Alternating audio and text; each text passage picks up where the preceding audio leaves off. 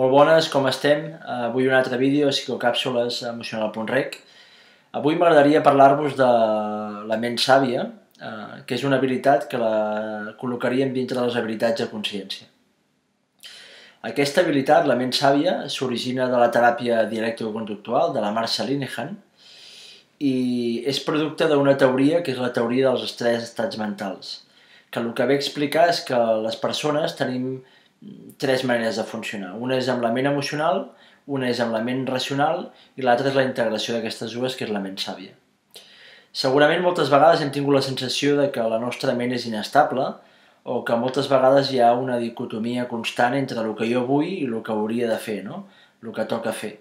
Entre el que jo sento i el que la meva lògica o la meva part racional vol. Amb aquesta habilitat, la ment sàvia, us ajudarem una mica a prendre decisions més equilibrades, que funcionen més a llarg plaç i no tant a curt plaç, i segurament tindrem la sensació d'actuar d'una manera més coherent i que ens donarà més satisfacció personal. Així doncs, comencem a explicar una mica què és cada ment i així podem entendre com s'origina la ment sàvia.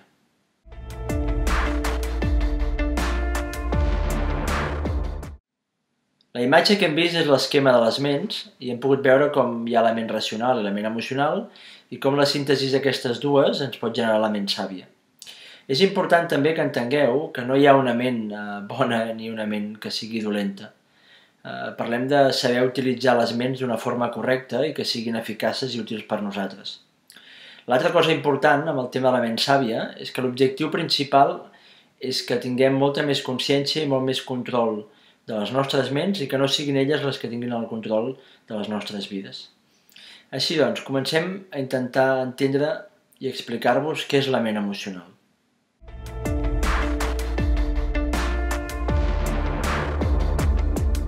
Quan estem en ment emocional, estem en una ment que és de curt plaç, és una ment segurament d'alts i baixos, que és inestable, és una ment també molt creativa, és una ment molt empàtica, i heu de pensar sobretot que el control de les nostres accions, dels nostres comportaments, de la manera que tenim de pensar o de relacionar-nos, està governat únicament per allò que sentim en aquell moment. Quan estem en ment emocional, som les emocions, sentiments, desitjos, impulsos que tenim. No pensem a llarg plaç, no pensem en les conseqüències. La raó, la lògica, queda totalment anul·lat per les nostres emocions. Ja veurem que això té avantatges, perquè a vegades quan estem en ment emocional som persones més sociables, que podem empatitzar, que tenim creativitat i que podem estimular certs sentits, però també veurem que és una ment que moltes vegades ens pot produir molt patiment. Normalment, la frase que fan servir les persones quan estan en ment emocional és el que jo vull és, el que jo sento és, com que em sento d'aquesta manera és que això és així. Com que vull això és que ho he de tenir. I moltes vegades les persones no són conscients de que el que està controlant en aquell moment la seva vida són les seves emocions i no són ells mateixos. La ment racional és una ment més aviat freda, calculadora, lògica, molt enfocada a les tasques, als objectius i que no té en compte les emocions i els sentiments. És per això que quan estem en ment racional ens deixem guiar molt pel que toca. Sí, abans us he dit que la ment emocional era el que jo volia, la ment racional és molt el que toca fer. Moltes vegades aquest dilema, el dilema del que jo vull i el que toca fer, genera molta confusió i molta inestabilitat. Jo vull una cosa però toca fer una altra, no? I aquesta dicotomia moltes vegades genera molt patiment i molta dificultat en prendre decisions. És per això que la ment sàvia, que us l'explicaré ara, ens pot ajudar molt a poder trobar aquest equilibri entre aquestes dues ments i a sentir-nos que funcionem d'una forma molt més correcta.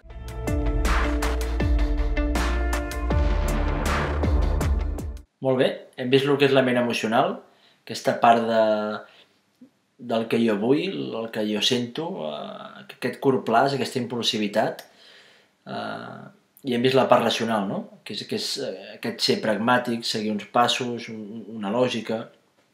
Segurament si ho veiéssim en feines, A la part emocional tindríem tots els artistes, aquesta part més creativa, de relacionar-se amb les persones, i a la part més racional doncs, tindríem la ciència, la química, els números, el càlcul. Tot això és molt important. I saber fer un ús de les dues ments és molt important. Saber en quina ment estic en cada moment és molt important. Llavors, quan aquestes dues ments s'ajunten, nosaltres parlem de la ment sàvia. Us ho ficaré un exemple. Imagineu que us heu enfadat amb un familiar. Aquests dies estem confinats a casa i passem moltes hores amb la família i és fàcil que puguem tenir una discussió. En aquell moment jo estic sentint ràbia, sí? I estic en ment emocional. El que la ment emocional vol en aquell moment, sí? Seria enfadar-me, discutir, inclús dir coses que m'arrepentiria o agredir l'altra persona. Això és el que vol la ment emocional, és el que vol la ràbia. Si jo em deixo portar per aquesta ment, acabaria fent això. Per altra banda, tenim la ment racional, no? Que diria que segurament aquests actes no són adequats i que no és adequat dir segons quines coses i que el millor que tinc que fer és no dir res, contindre'm i quedar-me quiet, no? Perquè no toca. Aquesta dicotomia, com us he dit, moltes vegades fa que quan jo guardo molt i estic en ment racional acabo explotant i quan estic molt en ment emocional, com que veig que perdo sempre el control, me'n vaig a l'altra banda, no? Aquesta part d'equilibri, aquest camí del mig, aquesta ment sàvia, no inhibeix ni raó ni emoció. Segurament en el cas que us explicava ara diria estic enfadat, tinc el dret d'estar enfadat perquè m'han dit una cosa que no m'ha agradat, no intento tapar les emocions, però per altra banda tampoc deixo que les emocions siguin les que manin el meu comportament, les que controlin la meva manera de pensar o de relacionar-me. Llavors el que faríem aquí seria intentar comunicar a l'altra persona que el que ens ha dit o el que ha passat no ens ha sentat bé. Si us fixeu aquí hem introduït emoció, jo sento una emoció i no la rebutjo, la incorporo, però per altra banda introdueixo lògica. Puc estar enfadat i actuar de forma eficaç respectant l'altra persona i intentant solucionar el problema. Aquest seria el funcionament de la ment sàvia. El poder ser molt més equilibrats amb les nostres decisions, el poder tenir aquest sentiment de coherència. Moltes vegades quan parlem de ment sàvia parlem de la intuïció, parlem de que quan actuem sabem que hem fet el correcte, i això moltes vegades es genera amb ser eficaços.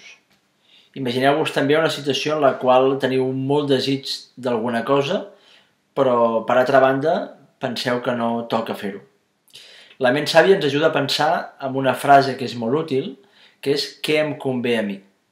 Llavors jo el que us recomano és que moltes vegades quan tingueu aquesta dicotomia entre el que volen les meves emocions i el que racionalment hauria de fer, intenteu pensar no en el que jo vull o en el que toca fer, sinó penseu en què em convé a mi. No? Què em convé a mi? Anar per aquí o anar per allà? Em convé seguir amb aquesta persona? No em convé? Em convé comportar-me d'aquesta manera? No em convé seguir per aquest camí? No em convé? Així evitarem que moltes vegades les emocions o els pensaments agafin el control de les nostres vides. Moltes gràcies i fins la pròxima.